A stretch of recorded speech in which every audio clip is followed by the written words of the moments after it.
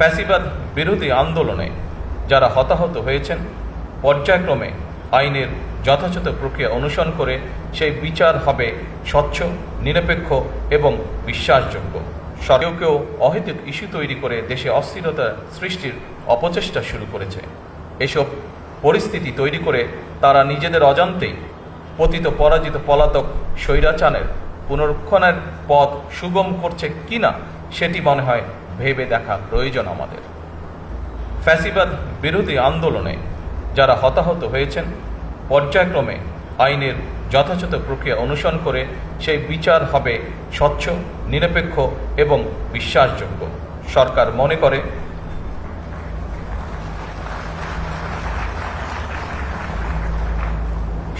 মনে করে আইনের শাসন নিশ্চিত করার জন্যই প্রতিটি অপরাধের বিচার হওয়া অত্যন্ত জরুরি।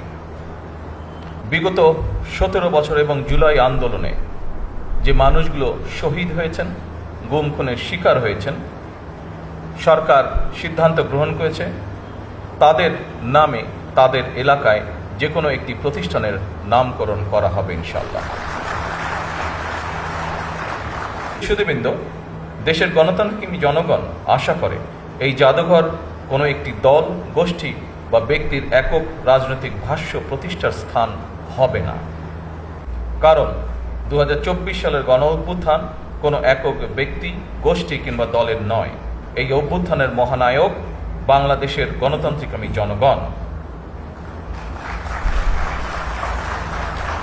আমি প্রায়শই একটি কথা বলি, 1971 সালের মুক্তিযুদ্ধ ছিল স্বাধীনতা অর্জনের, আর 2024 সালের গণ অভ্যুত্থান ছিল দেশ এবং জনগণের স্বাধীনতা রক্ষার। জনগণ যেমন মুক্তিযোদ্ধাদেরকে ভোলেননি, একইভাবে 2024 সালে দেশ এবং জনগণের স্বাধীনতা রক্ষায় শহীদদেরকেও জনগণ কখনোই ভুলবে না। সম্মানিত উপস্থিতিবৃন্দ, জুলাই গণ অভ্যুত্থানে আহত জুলাই যোদ্ধাদেরকে সরকারি হাসপাতালে বিনামূল্যে চিকিৎসা সেবা প্রদান করা হচ্ছে। পাশাপাশি গুরুতর আহত জুলাই যোদ্ধাদেরকে যথা নিয়মে উন্নত চিকিৎসার জন্য থাইল্যান্ড, সিঙ্গাপুর, তুরস্ক, রাশিয়া সহ বিভিন্ন দেশে চিকিৎসা করানো হচ্ছে। বর্তমানে 50 জন জুলাই যোদ্ধা বিদেশে চিকিৎসাধীন রয়েছেন। গেজেটভুক্ত জুলাই যোদ্ধাদের মধ্যে 13,000-এরও বেশি জুলাই যোদ্ধাকে তাদের নিজস্ব ব্যাংক অ্যাকাউন্টে শ্রেণীভিত্তিক মাসিক সম্মানী ভাতা প্রদান করা হচ্ছে।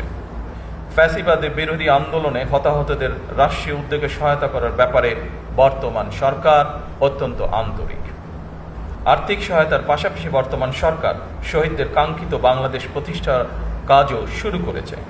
এরই অংশ হিসেবে দেশ পুনর্গঠনের লক্ষ্যে 31 দফা নির্বাচনী ইশতেহারের পাশাপাশি জাতীয় সংসদের সাউথ প্লাজায় স্বাক্ষরিত জুলাই সনদ পর্যায়ক্রমে বাস্তবায়ন কার্যক্রম শুরু হয়েছে।